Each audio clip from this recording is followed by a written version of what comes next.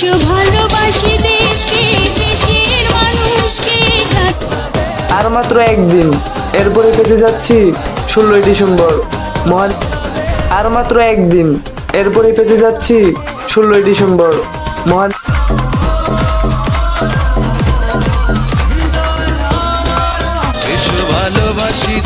বাংলাদেশ জাতীয়তাবাদী দলের পক্ষ থেকে বাংলাদেশ জাতীয়তাবাদী দল বিএনপি মনোনীত বাংলাদেশ ক্রিকেট টিমের জন্য শুভেচ্ছা এবং ভালোবাসা।